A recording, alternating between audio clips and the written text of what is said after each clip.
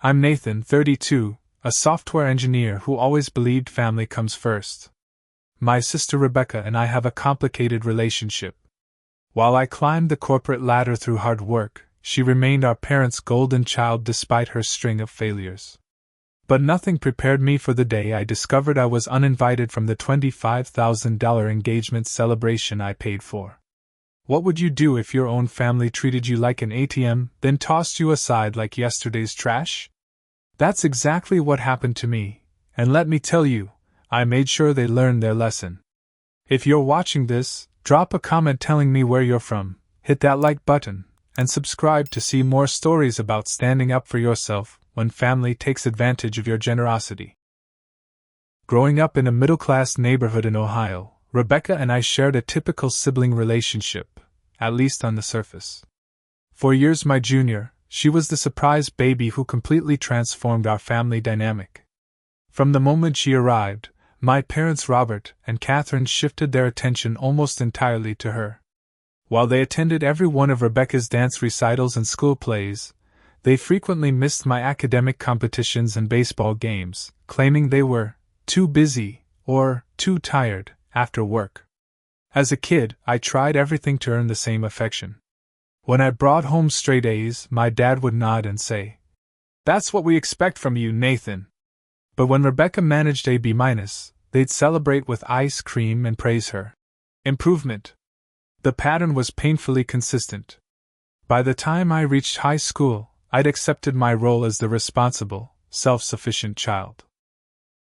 I threw myself into computer science, finding validation in the logical world of coding that I couldn't get at home. While my parents helped Rebecca with her homework and school projects, I taught myself programming languages from library books and stayed up late working on my own projects. After graduating with honors, I received a partial scholarship to study computer science at the state university. My parents contributed minimally, explaining that they needed to save for Rebecca's education. I worked 2 part-time jobs throughout college, lived in the cheapest apartment I could find, and graduated with $40,000 in student loans. Meanwhile, Rebecca attended the same university 3 years later with our parents covering her full tuition, apartment, and living expenses. Despite everything, I never resented Rebecca personally. She was a product of our parents' favoritism, not its architect. We maintained a cordial relationship, texting occasionally and meeting up for holidays. After college, I landed a software engineering position at a growing tech company and steadily worked my way up to senior level. By 30, I had paid off my student loans, purchased a modest but comfortable condo, and built a healthy savings account. Rebecca's path couldn't have been more different. She graduated with a communications degree but struggled to find direction. She bounced between jobs in marketing, public relations, and event planning, never lasting more than 8 months at any position. Between jobs, she moved back home where our parents welcomed her with open arms, never pushing her toward independence. The pattern of financial inequality continued into our adult years. When Rebecca wanted to start an online boutique, my parents invested $15,000 of their retirement savings. The business folded within 6 months. When she decided to become a yoga instructor, they paid for her certification and startup costs. That lasted about a year. Through each failure, they called me to help out your sister, and I reluctantly transferred money for her rent, car repairs, or credit card bills. "She's just finding herself," my mother would say. "Not everyone is as naturally focused as you are." Then James entered the picture. The son of Harold and Patricia Elliott, owners of a successful chain of luxury hotels, James met Rebecca at a charity gala she was working as an event staff member. Tall, conventionally handsome, and Ivy League educated, he represented everything my parents had always dreamed for Rebecca. When she called to tell me they were dating, I was genuinely happy for her. James seemed stable, kind, and truly in love with my sister. For the first time, I thought Rebecca might find her footing. Their relationship progressed quickly, and after 10 months, James proposed with a diamond ring that probably cost more than my car. Rebecca called me screaming with excitement. "Nathan! I'm engaged!" James proposed at the Elliots' summer house in the Hamptons. The ring is 4 carats. 4 carats, Nathan. Can you believe it? I congratulated her sincerely. Despite our complicated history, I wanted her to be happy. When she mentioned planning an engagement celebration, I thought it would be something reasonable, perhaps a nice dinner with close friends and family. But Rebecca had other ideas. James's parents always host these amazing events. We need something spectacular to announce our engagement formally. The Elliots know everyone who matters in the city. When she outlined her vision, a luxury hotel ballroom, gourmet catering, designer decorations, and at least 150 guests, I raised concerns about the cost. That's when I learned my parents had hit financial trouble. My father's construction business was struggling, and they'd depleted most of their savings supporting Rebecca's failed ventures. We can't disappoint the Elliots, my mother explained during a family dinner. They're expecting a certain standard. Your father and I just don't have the funds right now, but this is so important for Rebecca's future. Rebecca looked at me with those same pleading eyes she'd used since childhood. Nathan, you're the only one who can help me. This is the most important day of my life until the wedding. Please? Against my better judgment, I agreed to cover the costs of the engagement celebration. The initial budget was $15,000, which already felt excessive, but I had savings and wanted to support my sister's happiness. I told myself this was different from her previous ventures. This was a one-time celebration, not a failing business. Plus, James seemed like a stabilizing influence. I'll never forget this, Nathan. Rebecca hugged me tightly. You're the best brother in the world.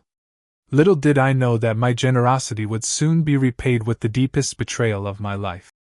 The planning process began with excitement and goodwill. Rebecca created a shared document where we could track expenses and decisions, and initially, she included me in all the major choices.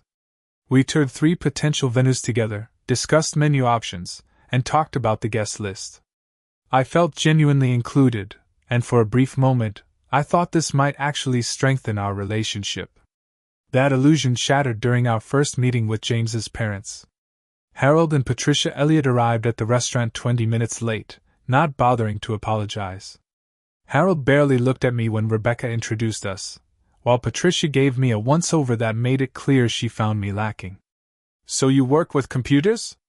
Patricia asked over appetizers, her voice dripping with condescension. I'm a senior software engineer for fintech solutions, I explained. We develop security protocols for financial institutions. How? Practical, she replied, turning her attention back to Rebecca. Now, darling, about the celebration.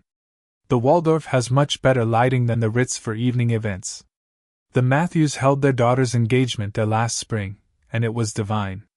Throughout dinner, the Elliots dominated the conversation, dropping names of prominent families and discussing country clubs I'd never heard of. They clearly expected to influence every decision despite not contributing financially. When the topic of the budget arose, Harold waved his hand dismissively. Quality can't be quantified, he stated, ordering another $200 bottle of wine. The Andersons spent nearly $50,000 on their son's engagement party, and frankly it still looked rather modest. I nearly choked on my water.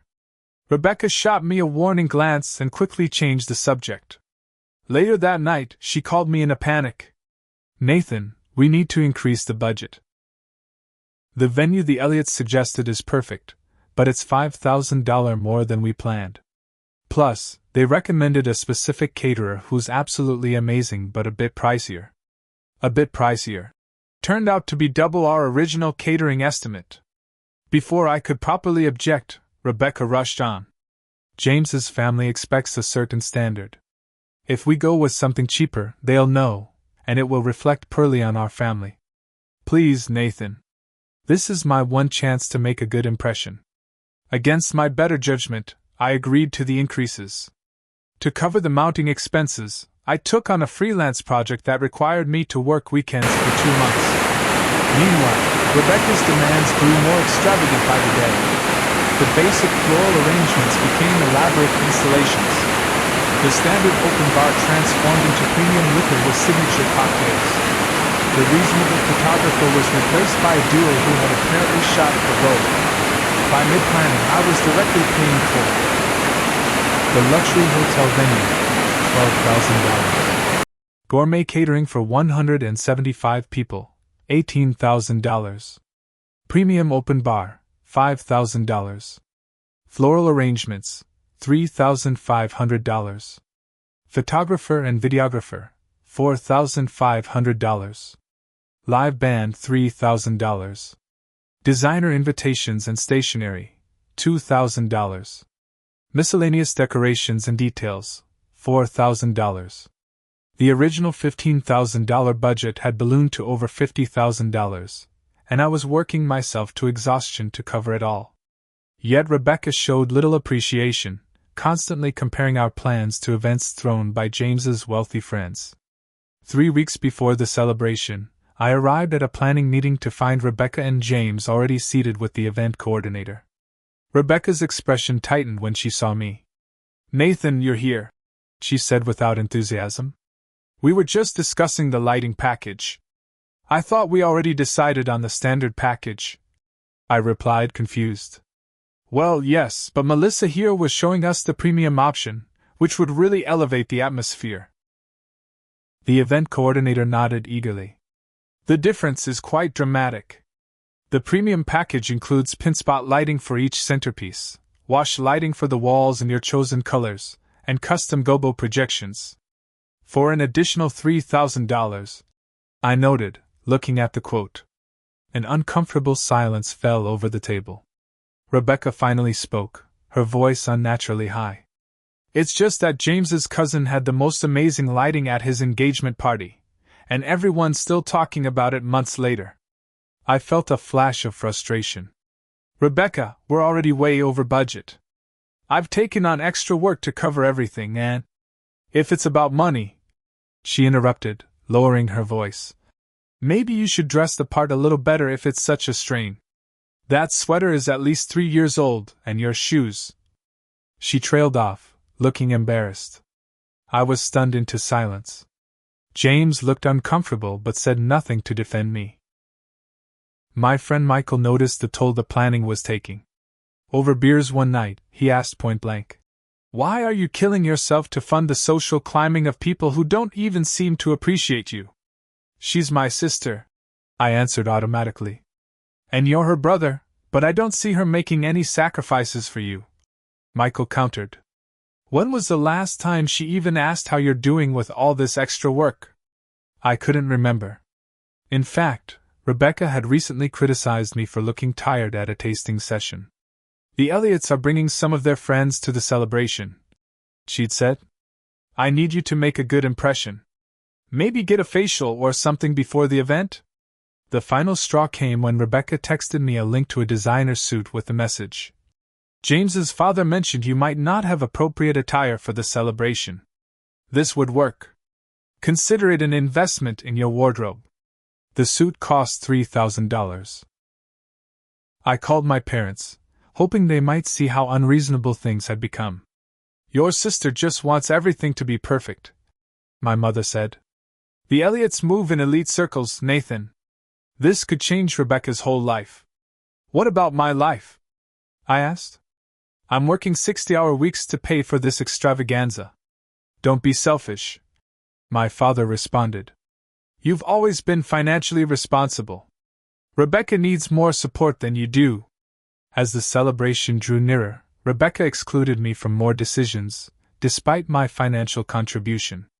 She forgot to invite me to the final menu tasting. The seating chart was finalized without my input. I began to wonder if I was just a checkbook to her rather than a brother. Little did I know, the worst betrayal was yet to come. The devastating betrayal unfolded exactly 2 weeks before the engagement celebration. I had arrived early at my parents' house for our weekly family dinner, planning to discuss the final payment schedules with Rebecca. The house was quiet when I entered, but I could hear voices from the kitchen. Rather than interrupt, I paused in the hallway, catching fragments of conversation that stopped me cold. "I just don't understand why Nathan can't make more of an effort," Rebecca was saying, her voice tinged with frustration. James's father mentioned how strange it was that my brother works in technology but dresses like he shops at outlet stores. He's always been practical about money, my mother replied, her tone apologetic. Not everyone understands the importance of appearances like we do. It's not just his clothes, Rebecca continued. At the menu tasting, he asked the caterer if the caviar was really worth the extra cost. In front of James's mother. Patricia was mortified. A male voice I recognized as James's joined in. My parents were asking why your brother is so ordinary. They expected someone more accomplished given your family background. My father's voice. Nathan has always been the sensible one. Not very socially ambitious. The problem is, Rebecca said, lowering her voice slightly, he doesn't fit with the narrative. The Elliots are old money, and they expect certain standards. Every time Nathan opens his mouth about budget constraints or practical considerations, I can see them judging our whole family. I stood frozen in the hallway, my heart pounding in my ears. These were people I loved, people I was working myself to exhaustion to support, dismissing me as an embarrassment. Well, what do you want to do about it? My mother asked. The silence that followed seemed to stretch forever. Then Rebecca spoke the words that would shatter my world. I think it might be better if Nathan doesn't attend the celebration. The shock hit me like a physical blow. I must have misheard. My sister couldn't possibly be suggesting uninviting me from an event I was paying for. Uninvite your brother? My father sounded surprised but not outraged. That seems extreme. Is it though? Rebecca countered. This night is about impressing the Elliots and their social circle. Nathan will talk about his coding projects or make comments about the cost of things. You know how he is. The Whitmores already asked if he'd be bringing a date, James added. When I said he's single, Mrs. Whitmore made this face like she was assessing our entire family's social standing. But he's paying for everything, my mother pointed out, though her tone suggested this was a logistical issue rather than a moral one. He's already committed the money, Rebecca said dismissively. It's not like he can take it back now. And honestly, it would be a relief not to worry about what he might say or do. I need this night to be perfect. The most crushing part was what came next. Maybe Rebecca's right, my father said slowly. Nathan would understand. He always does. He wants what's best for your future, sweetheart. And we could tell him it's a space issue, my mother added, problem-solving now. That the venue had to reduce capacity for some reason. I couldn't listen anymore. My hands shaking with anger and hurt, I stepped into the kitchen doorway. 4 faces turned toward me in shock. Nathan! Rebecca gasped. How long have you been standing there? Long enough, I said, my voice unnaturally calm despite the storm raging inside me. Long enough to hear that my presence would embarrass you at the celebration I'm paying for. An awkward silence filled the room. James studied his shoes. My mother's face flushed red. My father cleared his throat. Son, you misunderstood. We were just discussing. I understood perfectly, I interrupted. Rebecca thinks I'm too ordinary, too practical, too concerned with trivial matters like a $50,000 budget to fit in with the Elliots. And you both agree with her. Rebecca attempted damage control. Nathan, please. You're overreacting. We were just talking through options. Of course we want you there. Do you? I asked, looking directly at her. Because it sounded like you'd prefer I just send the checks and stay home. That's not fair, she protested weakly. What's not fair? I said, my voice rising despite my efforts to control it. Is that I've worked 60-hour weeks for months to give you the celebration you wanted. I've emptied my savings. I've put my own life on hold. And your response is to discuss behind my back how I'm an embarrassment to the family. My mother stepped forward, reaching for my arm. Nathan, sweetheart, you're making this bigger than it is. Rebecca is just nervous about everything going perfectly. I pulled away from her touch. And apparently perfect doesn't include me. Look, my father said in his problem-solving voice. Let's all calm down and discuss this rationally. There's nothing to discuss, I replied. I heard everything I needed to hear. I turned to leave, but Rebecca called after me. Nathan, wait! You can't just walk out. We need to finalize the payments for the venue and caterer this week. Her concern was for the money, not for me. That realization was like a knife twisting in my chest. I left without another word, ignoring their calls as I got in my car and drove away. My phone buzzed repeatedly with texts and calls for the rest of the evening, but I couldn't bring myself to look at them. The next morning, I finally checked my messages. Rebecca, 9:32 p.m. Nathan, please call me. You're blowing this way out of proportion. Rebecca, 9:47 p.m. We need to talk about the final payments. The venue needs confirmation by Friday. Mom, 10:03 p.m. Nathan, please don't be upset. You know how important this is for your sister's future. Dad, 10:15 p.m. Son, let's discuss this like adults. Call me tomorrow. Rebecca, 7:15 a.m. I've been thinking about it, and maybe it is best if you skip the celebration. Just until things cool down. You're clearly upset, and I need everyone to be positive and supportive. I hope you understand. We can celebrate together another time, just family. You'll still transfer the final payments, right? That last message broke something inside me. After everything, she was officially uninviting me while still expecting my financial support. I didn't respond to any of them. Later that day, a formal text arrived from Rebecca. After careful consideration, we think it's best if you don't attend the celebration. James's parents are bringing some important business associates, and we need everything to go smoothly. I'm sure you understand.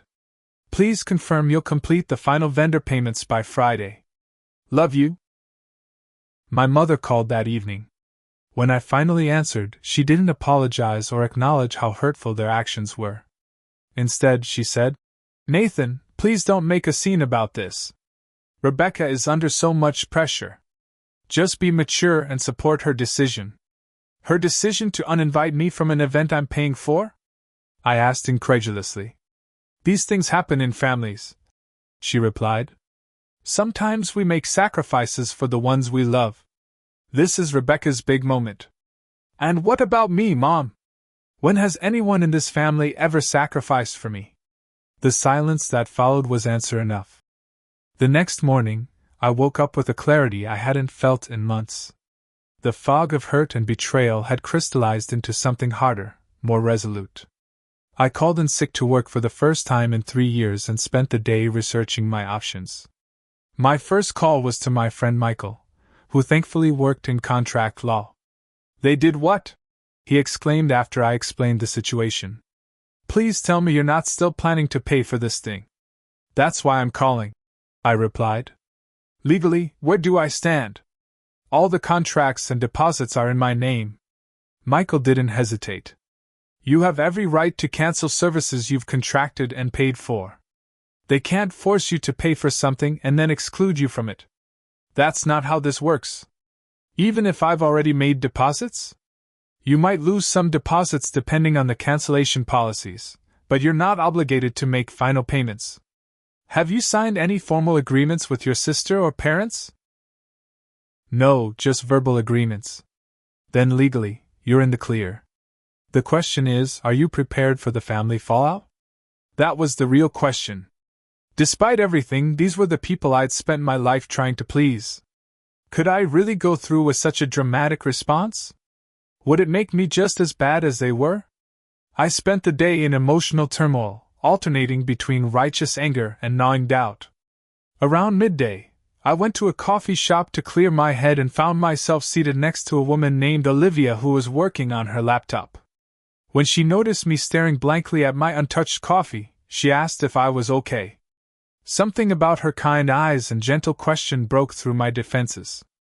I found myself telling this stranger an abbreviated version of my situation.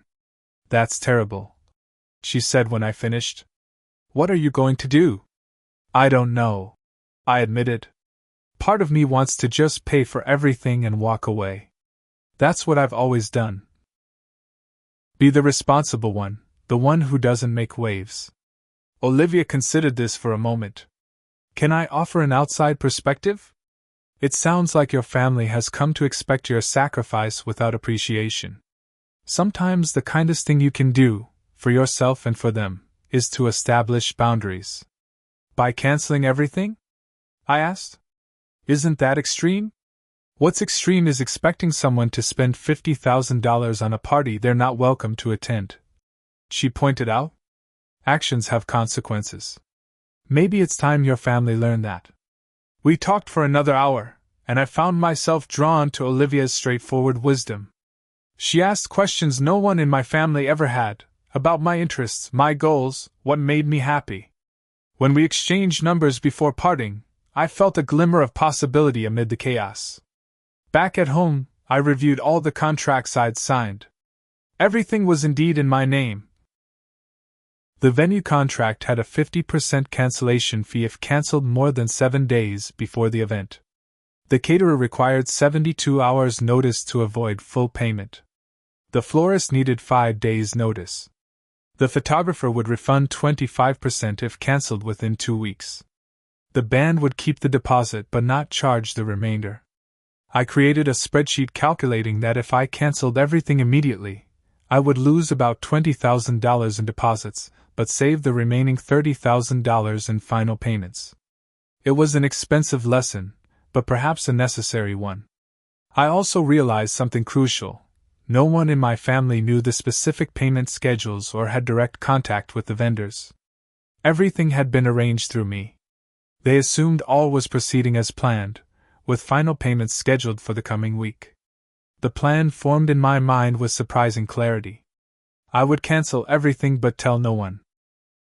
Let them discover it when they arrived at the venue to find it dark, the caterers absent, no flowers, no photographer, no band.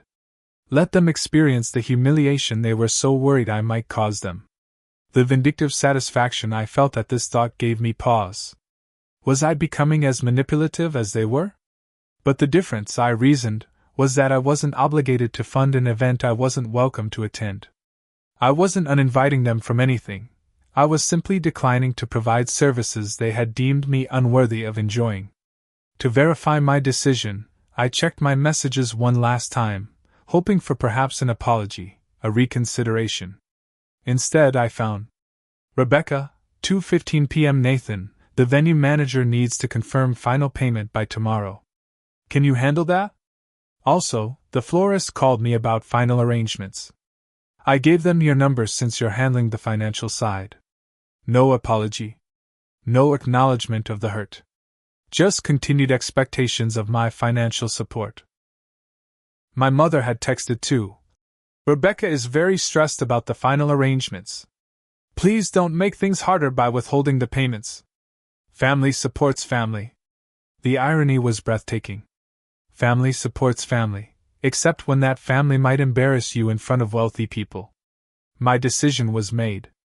I would methodically cancel every service, retrieve what deposits I could, and use the money saved to take a weekend trip somewhere far from the drama. I would be unavailable and unreachable when they discovered what I'd done. I created a detailed checklist of every vendor to contact, starting with the ones requiring the most notice. I drafted scripts for each call, practicing what I would say. I set up an automatic email response and planned to turn off my phone during the scheduled celebration. As I finalized my plan, I felt a strange mixture of dread and liberation. For the first time in my life, I was prioritizing my own dignity over my family's demands. The realization was both terrifying and exhilarating. I sent one final text to Rebecca. I understand your decision. I'll handle the vendor situation. Let her interpret that however she wanted. Then I went to bed, ready to execute my plan the next morning. I began executing my plan at exactly 9 a.m. the next day, starting with the venue. I had rehearsed what I would say, preparing myself for resistance or guilt-tripping, but I wasn't prepared for the venue manager's reaction. Mr. Walsh, I completely understand. Linda, the events coordinator, said after I explained I needed to cancel. Actually, we've had some concerns about this event. Concerns? I asked, surprised. Your sister has been demanding.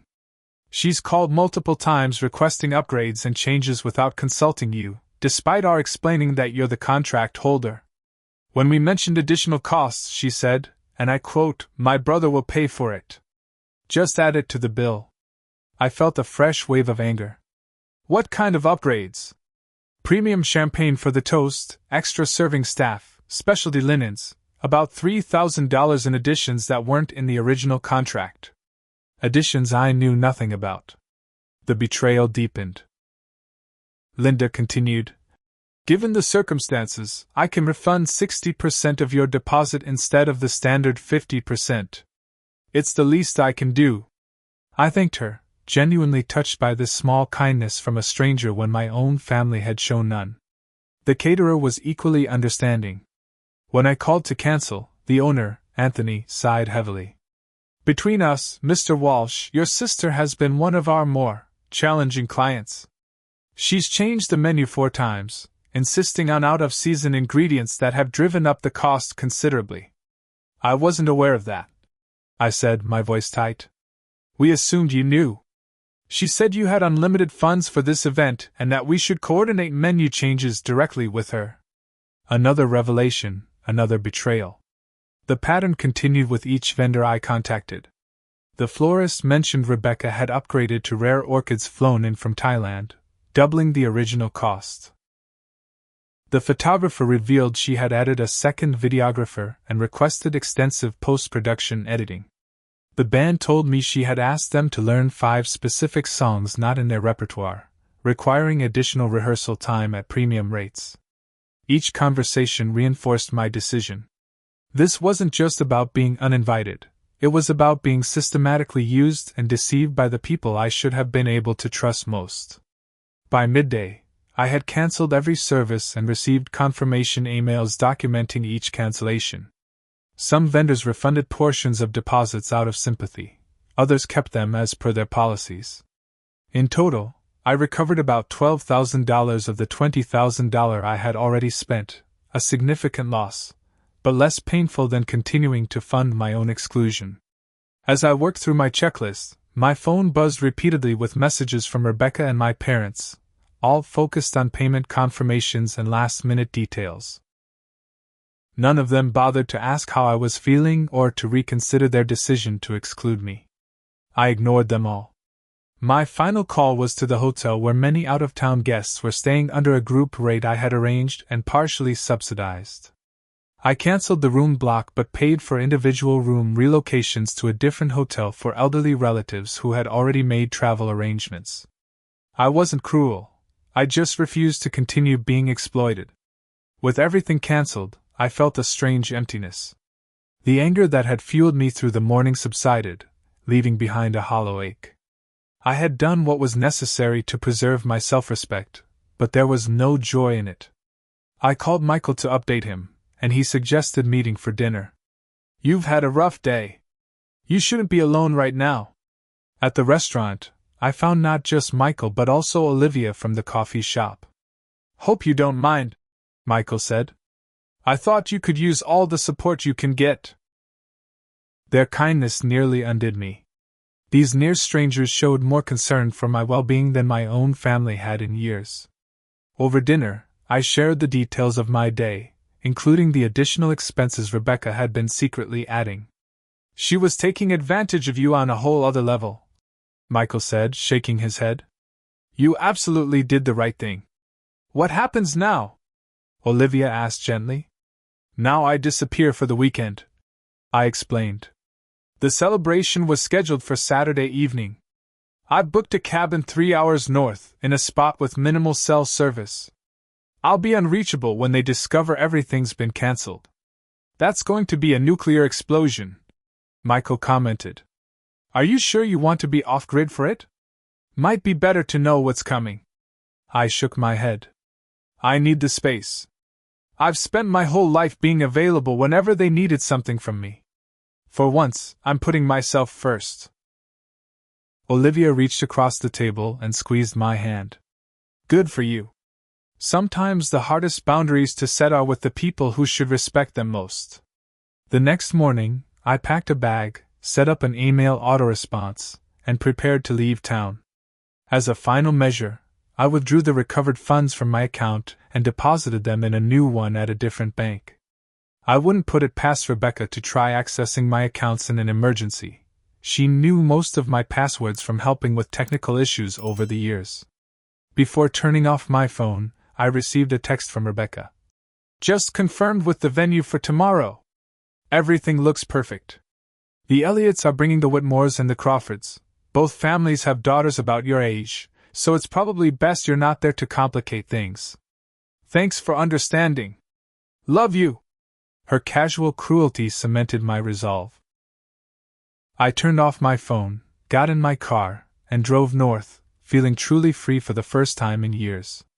The cabin was rustic but comfortable, situated beside a small lake surrounded by pine trees. No television, no internet, minimal cell service. Just silence, nature, and the space to process the seismic shift in my family relationships. As Saturday evening approached, the time when guests would be arriving at an empty, dark venue, I sat on the dock watching the sunset. I tried to imagine the scene: Rebecca in her designer dress, my parents proudly greeting guests, the Elliots making grand entrances, everyone arriving to nothing. I expected to feel satisfaction, even vindication. Instead, I felt a complex mixture of sadness, resolution, and, surprisingly, hope. Whatever happened next, I had finally broken a lifetime pattern of allowing myself to be used. That alone was worth the cost. I returned home late Sunday evening, mentally prepared for the aftermath. After unpacking, I took a deep breath and turned on my phone.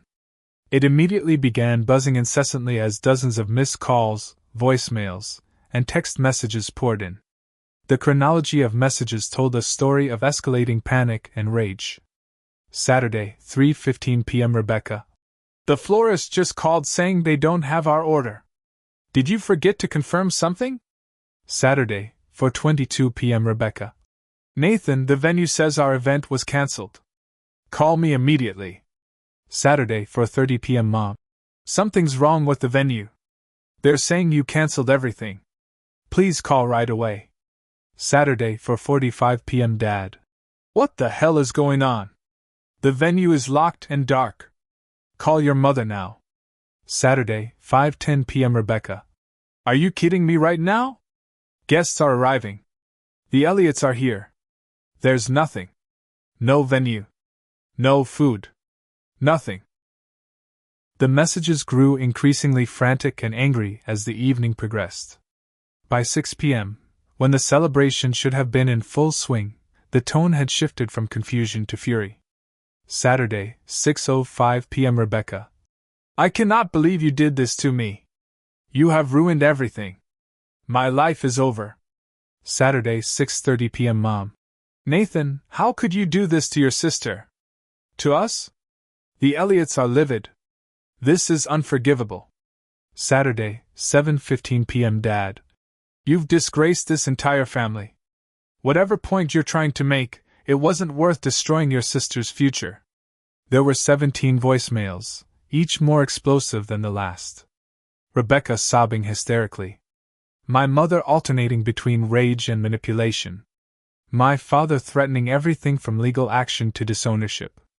I listened to them all, numb at first, then increasingly confident in my decision as the true nature of my family revealed itself in their unfiltered reactions.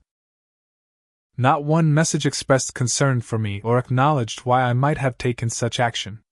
It was all about them, their embarrassment, their inconvenience, their social standing.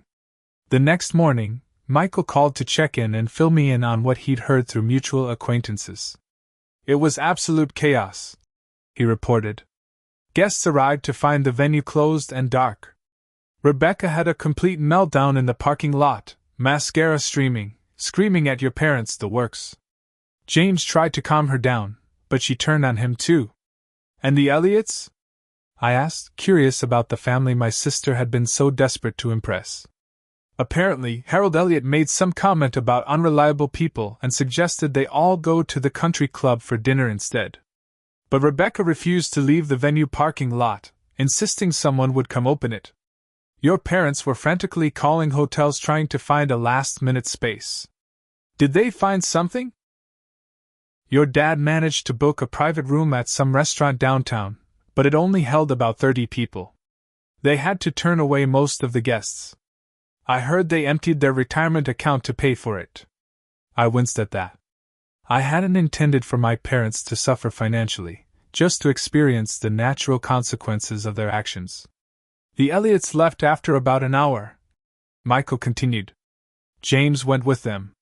Last I heard, Rebecca was staying at your parents' house, not at James's apartment. So the relationship is in trouble? Sounds like it. One of the paralegals at my firm is friends with James's cousin. Apparently, the Elliots are questioning whether Rebecca is stable enough for their son. The news should have brought satisfaction, but I felt only a hollow vindication. I hadn't wanted to destroy Rebecca's relationship. I just wanted my family to recognize their mistreatment of me. Around noon, my doorbell rang. I opened it to find my father standing there, his face haggard with a combination of rage and exhaustion. You've got a lot of explaining to do, he said, pushing past me into the apartment. I think you're the ones who owe explanations, I replied calmly. Or did you forget uninviting me from an event I paid for? This isn't about you, he exploded. Do you have any idea what you've done? Your sister is devastated. The Elliots are reconsidering the engagement. We had to drain our savings to salvage even a fraction of the evening. And whose fault is that? I asked. You all made it very clear I wasn't good enough to attend. Why should I pay thousands of dollars for an event I wasn't welcome at? Because she's your sister, he shouted. Family supports family. Exactly, I agreed. Family supports family. Family doesn't discuss how embarrassing a member is behind their back. Family doesn't exclude someone who's sacrificed their time and money. Family doesn't treat someone as an ATM machine while considering them socially unworthy. My father's face flushed. You're being dramatic. We just thought, given the circumstances. Given that you were ashamed of me. I interrupted. Let's be honest for once. You, Mom, and Rebecca were embarrassed by me in front of the almighty Elliots. You decided my feelings and my contribution were less important than impressing wealthy strangers. He had no response to that. I've spent my entire life trying to earn your approval. I continued, my voice steady despite the emotion building in my chest. I worked hard in school, built a successful career, became financially independent, and regularly helped all of you. And still, when it came down to it, I wasn't good enough to sit at the table with your precious social connections. My father stared at me for a long moment, then collapsed onto my couch, suddenly looking older than his years. Your mother wants to pursue legal action, he said finally. She thinks we can sue you for the deposits since you promised to pay. You're welcome to try, I replied. But every contract was in my name, and I never signed any agreement with you or Rebecca. Besides, do you really want to explain to a judge that you're suing your son for canceling services for an event you uninvited him from? He rubbed his face wearily. This is a nightmare. Yes, I agreed. One of your own making. After my father left, my phone rang again. It was Rebecca. How could you? She sobbed when I answered. You've ruined everything. James hasn't spoken to me since Saturday night. His mother is suggesting he reconsider the relationship. All because you had to be petty and vindictive. All because you uninvited me from an event I was paying for. I corrected her. Actions have consequences, Rebecca. This is the first time in your life you're experiencing that reality. I needed one perfect night. She cried. One night where everything was exactly right, where I could show James's family that I belonged in their world. You knew how important this was to me. And you knew I was working 60-hour weeks to pay for it. You knew I emptied my savings for you. Yet you still decided I wasn't good enough to attend. It wasn't like that. She protested weakly. It was exactly like that. I heard you say it yourself. The line went quiet except for her sniffling. Finally, she spoke in a small voice. James says he needs time to think. What am I supposed to do now? For the first time, I heard real fear in her voice, not just about losing James, but about facing a future without the safety net of constant bailouts and second chances. Maybe it's time to figure out who you are without someone else defining your worth, I suggested. Whether that's me, our parents, or James and his family. She hung up without responding. Over the next few days, I received alternating threats and guilt trips from my parents. My mother left tearful voicemails about family loyalty. My father mentioned lawyers, then backtracked to appeals for reconciliation. Rebecca oscillated between rage and desperation, depending on how her relationship with James was faring at any given moment. Through it all, I maintained my boundaries. I didn't engage with threats, didn't respond to manipulation, and didn't offer financial assistance. For once, I let them handle the consequences of their actions without rushing in to fix everything. It was the hardest thing I'd ever done, and the most necessary. 3 weeks after the celebration debacle, James contacted me unexpectedly, asking to meet for coffee. Curious about his perspective, I agreed. He looked uncomfortable as we sat across from each other at a quiet cafe. I want to apologize, he began, surprising me. I should have spoken up when Rebecca and your parents were planning to exclude you. It wasn't right. No, it wasn't, I agreed. But I'm curious why you're the one apologizing when I haven't heard a genuine I'm sorry from any actual family members. He sighed. That's part of why I wanted to meet. Things between Rebecca and me are complicated right now.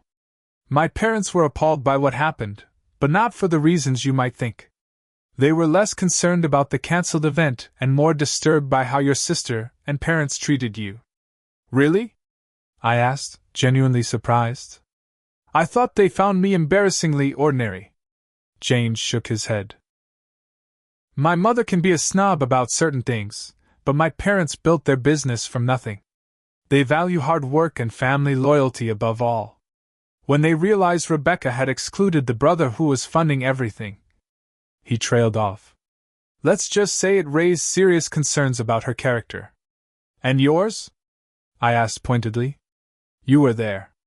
You didn't object. He had the grace to look ashamed. You're right. I was conflict avoidant and worried about rocking the boat. It's something I'm working on. We talked for nearly an hour. James revealed that while he still cared for Rebecca, he had insisted on postponing any wedding plans until they worked through these issues, possibly with counseling. His parents had supported this decision. They actually respect you, you know, he added as we were leaving. My father asked why you went into software engineering instead of starting your own business. He thinks you have good instincts. The irony was almost too much.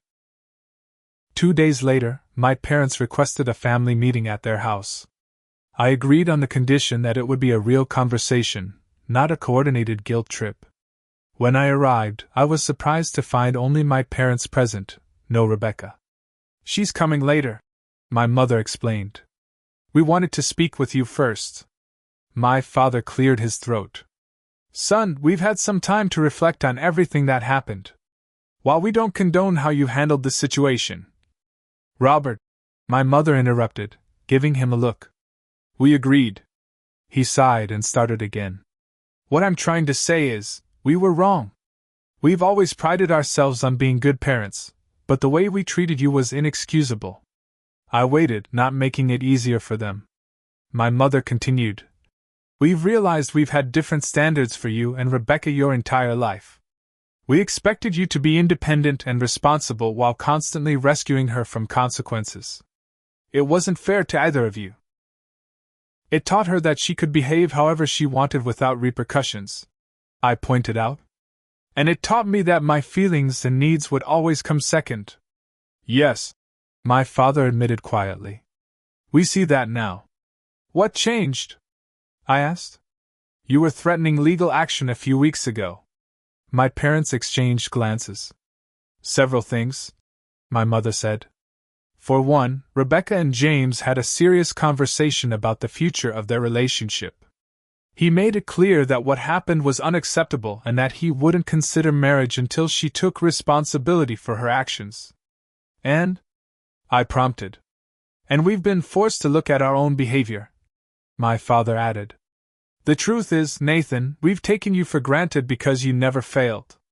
Rebecca always needed more help, more attention, more resources. We told ourselves we were being good parents by giving her what she needed. We didn't realize we were neglecting you in the process. It wasn't a perfect apology, but it was more self-awareness than I'd ever seen from them. There's something else, my mother said hesitantly. Your father and I have started seeing a family therapist.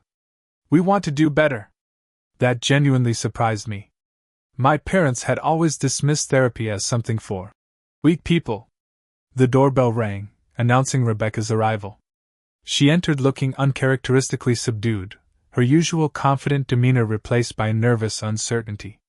Hi, she said quietly, taking a seat across from me. Rebecca has something she wants to say, my mother prompted. My sister took a deep breath. I've been awful to you, she began, her voice trembling. Not just about the celebration, but for years. I took advantage of your generosity and then excluded you because I was embarrassed about my own insecurities. Tears spilled down her cheeks. James helped me see how selfish I've been. He said he couldn't be with someone who would treat their own brother that way. And he was right. Is that the only reason you're apologizing? I asked. Because James insisted? She shook her head. No. I mean, that was the wake-up call, but once I started really thinking about how I've treated you all these years. She wiped her eyes. I've been terrible, Nathan.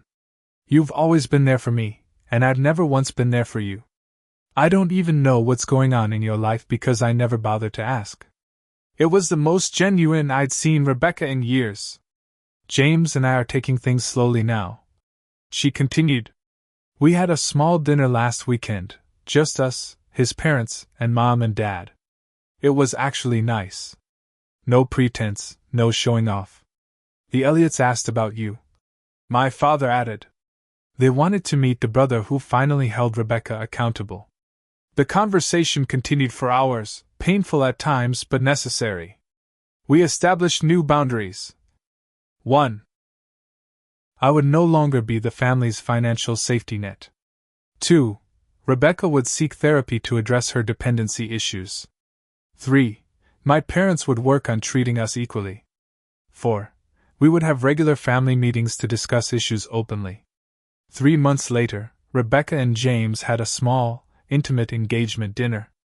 50 people instead of 200. A nice restaurant instead of a luxury hotel. Rebecca wore a dress she already owned. James's parents attended and were warm and genuine. And I was there, on my own terms, with Olivia as my date. The relationship with my family wasn't magically healed. There were still moments of tension, old patterns that threatened to resurface. But there was also a new foundation of honesty and respect that had never existed before. Rebecca and James eventually married in a ceremony that reflected who they truly were rather than who they thought they should be. My parents continued therapy, gradually recognizing how their parenting had affected both their children.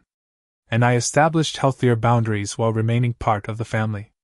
The most unexpected outcome was my relationship with Olivia, which blossomed from friendship into something deeper. She had seen me at my lowest point and still recognized my worth, something my family was only beginning to learn. Looking back, I don't regret canceling the celebration, despite the chaos it caused. Sometimes the most loving thing you can do for others, and yourself, is to break destructive patterns, even when it's painful. My family needed to learn that relationships require mutual respect, not just blood ties. And I needed to learn that my value doesn't depend on what I provide for others. Have you ever had to establish difficult boundaries with family? Would you have done what I did, or found another way? I'd love to hear your stories in the comments below. If this resonated with you, please hit the like button and subscribe for more stories about navigating complicated family dynamics. Thank you for listening, and remember, sometimes the hardest choices lead to the most necessary growth.